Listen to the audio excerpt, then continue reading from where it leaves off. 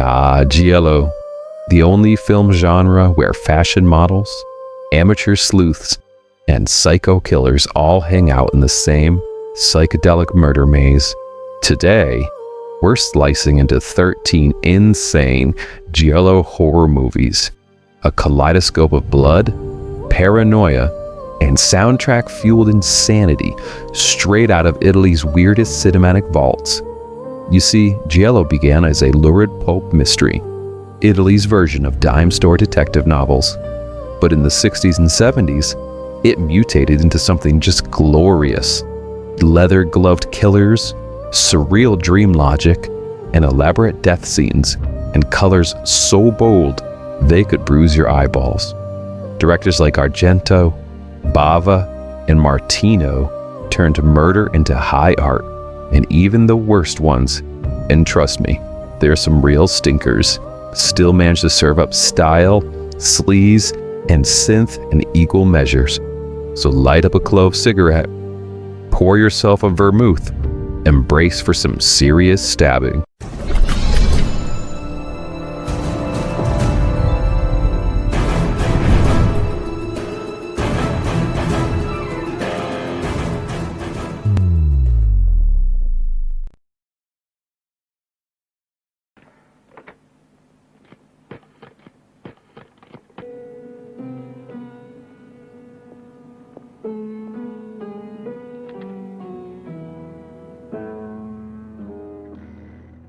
Alright, let's get this started with a deep cut. In Reflections in Black, someone is murdering nuns. I know, nuns. In a quiet Italian village. The killer, of course, is fully decked out in giallo uniform, black trench coat, leather gloves, a wide-brimmed hat, and that always creepy, emotionless stare. But here's the kicker. The victims aren't just anyone, they're women of the cloth, which totally amps up the sacrilege to like 11. The plot? Oh, buckle up. A police inspector with a penchant for sideburns investigates the slayings, uncovering a tangled web of repressed sexuality, some religious hypocrisy, and family secrets probably best left buried. Suspects include an icy countess, a twitchy butler, and a priest with too many opinions. The film leans hard into soft-focus eroticism and voyeuristic camera angles that practically sweat Catholic guilt. The pacing's a bit awkward, and the dubbing is unhinged. You gotta prove these accusations, so you better get a lawyer in here, or I ain't saying anything else. And the killer's identity is both predictable and at the same time baffling. But that's what makes it just pure giallo. It's sleazy, sacrilegious, and just so self-serious that it loops around to being unintentionally hilarious. I mean, it's not a masterpiece, but definitely a vibe. Think of it as nunsploitation meets Fashion Week with a murder as the headliner.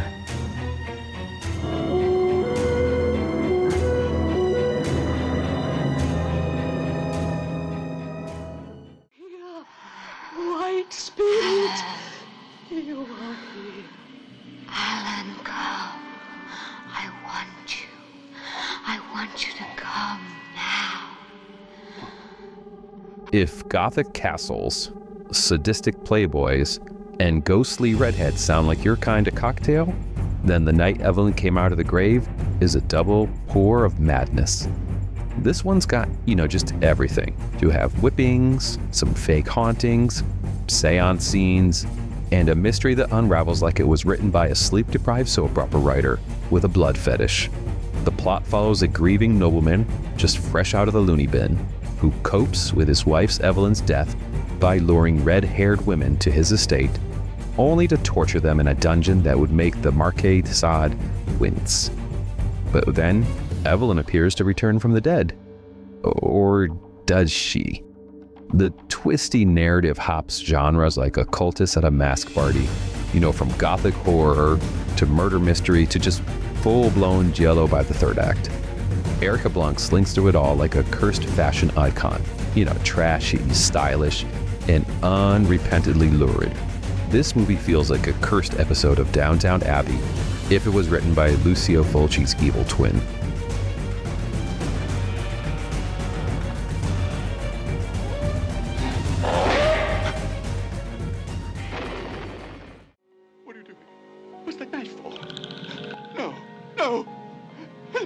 No! No! No!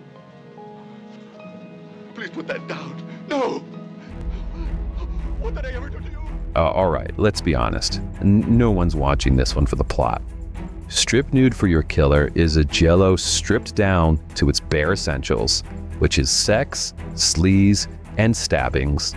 Set in Milan modeling agency where everyone is either sleeping with each other or plotting murders. The film doesn't even pretend to be subtle.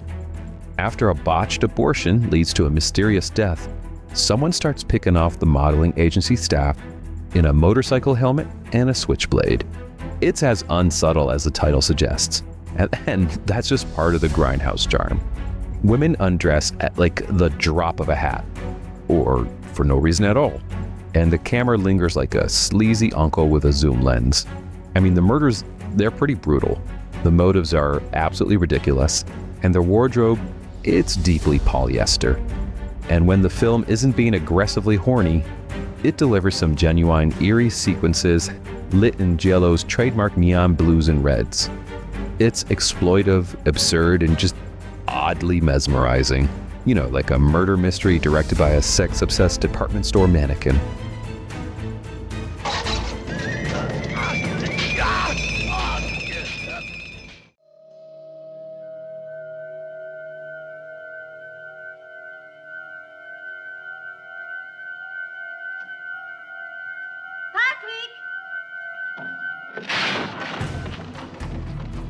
So here's one that's just a glorious blend of giallo and haunted house mystery with a touch of 10 Little Indians just for good measure. A rich guy inherits a cursed theater because, you know, of course he did, and invites a group of friends for a weekend getaway. Naturally, someone starts bumping them off one by one, and nobody's allowed to leave because, you know, drama. The kills are pretty over the top, and the suspects act like they're all in just different movies. And there's a weirdly persistent sense that the opera house itself, it actually might be alive. You know, mirrors distort reality, time loops around, and every room looks like it was designed by Satan's interior decorator. It leans into supernatural vibes, but still grounds its madness in classic giallo who's the killer whodunit territory. Is it supernatural? I don't know, a cult, a ghost? You'll actually have no idea, but it doesn't even matter. Just surrender to the madness and enjoy the theatrical bloodbath. I saw you running away behind the Open the door.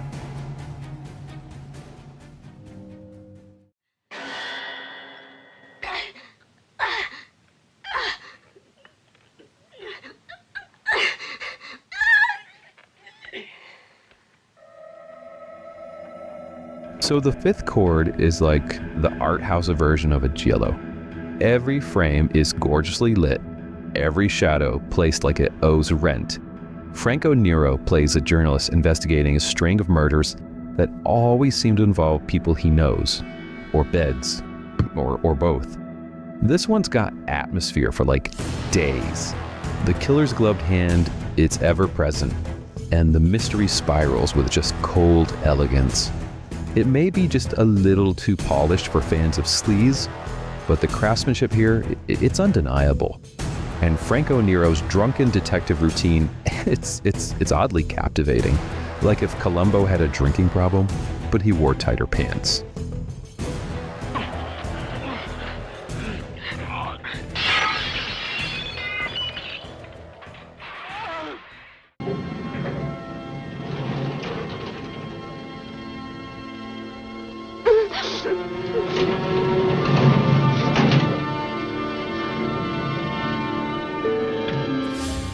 With a title like that, you know you're getting something special here.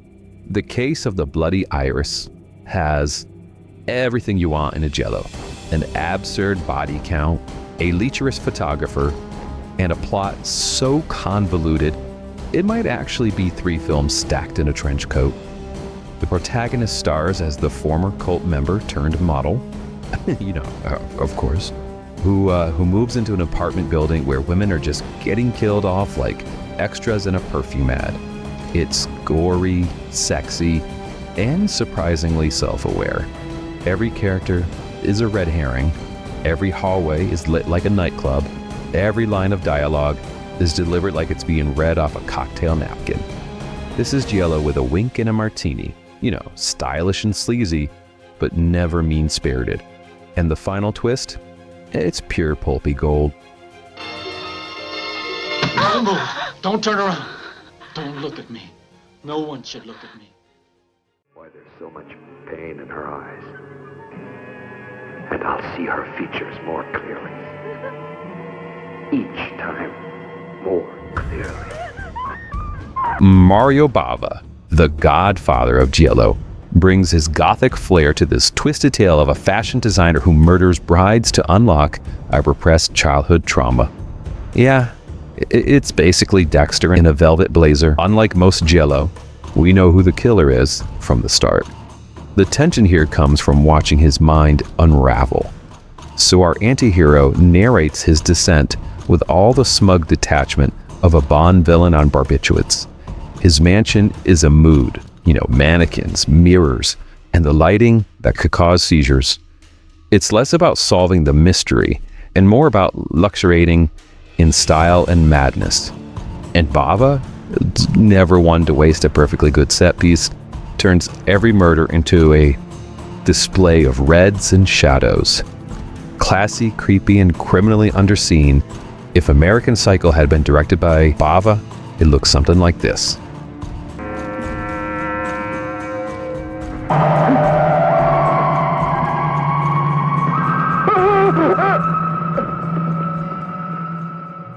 Go play nymphomaniac somewhere else.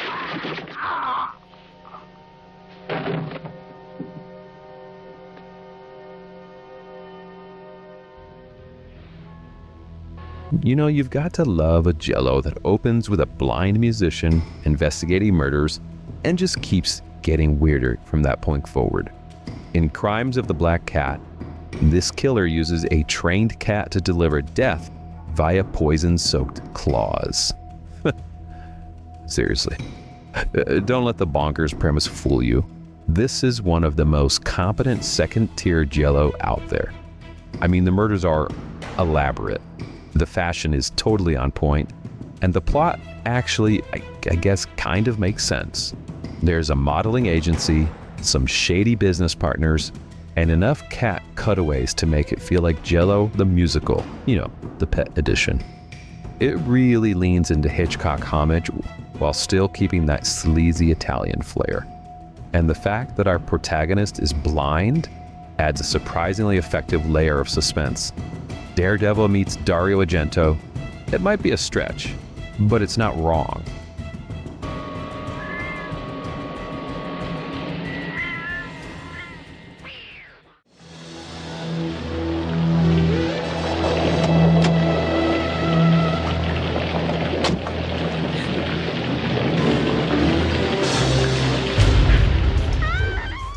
This one technically leans a little bit into slasher territory, but with oh so Giallo in spirit. Stagefright is what happens when Argento's protege throws theater kids into a blender with a masked maniac and just hits chop. A troupe rehearsing a musical about a serial killer gets locked into a theater overnight with a real serial killer. He wears a giant owl mask, so there's some feathers, there's lots of blood, and there's a lot of art school madness. The cinematography, it's actually really slick, and the kills get pretty creative, and the sense of style keeps it from feeling like a Friday the 13th ripoff. It's meta before meta was cool, and that final girl is refreshingly smart and scrappy. It's the Giallo splatter hybrid you didn't know you needed, but bring some popcorn and maybe a feather duster.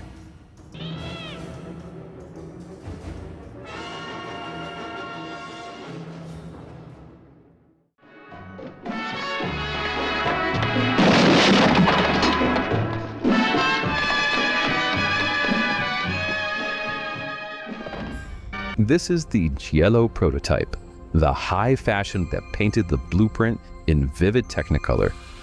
Mario Bava's Blood and Black Lace is the film that bridged the gap between moody gothic horror and what would become the leather-gloved murder mysteries of the Giallo wave. Set in a fashion house crawling with secrets and bad decisions, the plot revolves around a killer in a blank-faced mask, offing models who might know too much about a missing diary. But again, the plot is really just secondary here. This movie is all about style, and Bava delivers it like a cinematic runway show from hell. Every frame is just lush and just like a painting. Vivid reds and blues and greens just bathe scenes in theatrical menace. The mannequins, the capes, the glam. It's all so heightened that you forget you're watching women being bludgeoned to death. Or maybe you don't. The tension, between beauty and brutality is what makes this film so iconic. Bava's camera just glides like a voyeur through the opulent decay.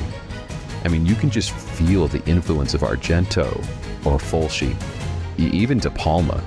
It's a film so pretty, you almost don't mind being strangled by it.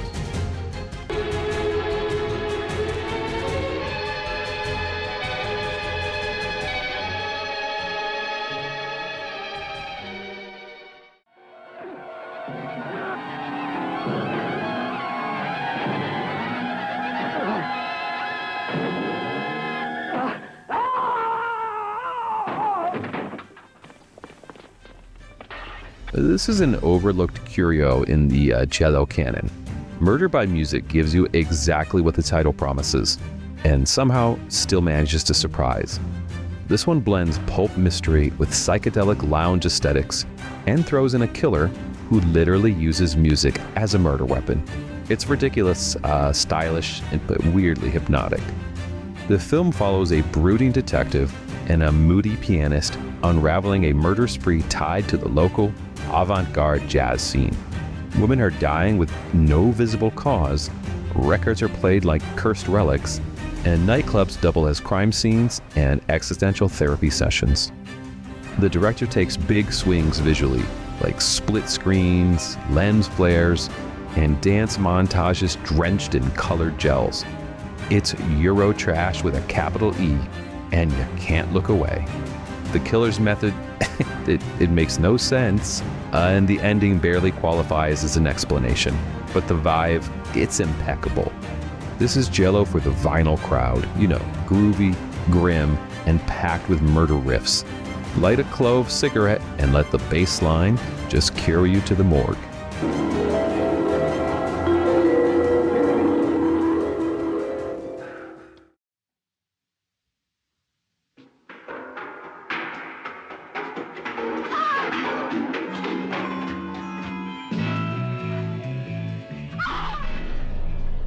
If Rosemary's Baby drank some absinthe and took a weekend trip to Rome, it might look something like All the Colors of the Dark.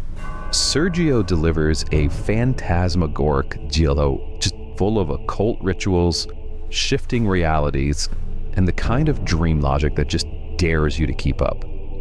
The protagonist plays a woman recovering from a trauma who gets involved, I guess maybe with a satanic cult, or maybe it's all in her head. I don't know. Maybe someone's just trying to gaslight her. Or maybe the demonic orgies and sacrificial murders, they're just totally legit. You're just gonna have to decide. Martino ditches the black-gloved killer trope for something a little bit more surreal. But make no mistake, it's still Giallo through and through. Elaborate set design, sexual paranoia, and a twisting plot that spirals like a flushed Valium. It's sensual, scary, and oddly sad. A hallucinogenic fever dream that lingers like a perfume made of fear. For fans of occult horror with a killer sense of style, this one is a must.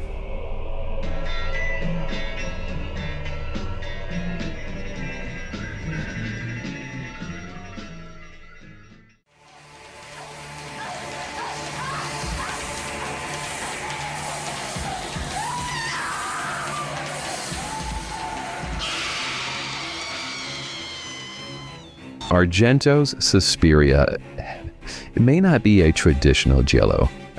No black gloves, no whodunit, but it's the genre's most explosive evolution. It's as if Giallo itself drank blood and ascended into full-blown supernatural opera.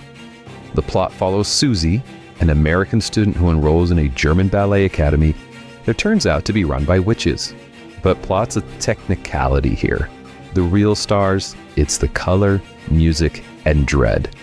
Goblin's score isn't just a soundtrack, it's like an assault. And the film production design feels like a cursed dollhouse. And the kills? Just grand nightmares bathed in neon. Argento strips away logic and leans hard into feeling. Pure sensory overload. Every frame is designed to disorient and disturb. You don't watch Suspiria, you surrender to it. Even decades later, it's still one of the most distinctive horror films ever made. No other movie looks or sounds like this. Whether you call it giallo or just pure Argento madness, Suspiria is the gold standard for style meets sorcery.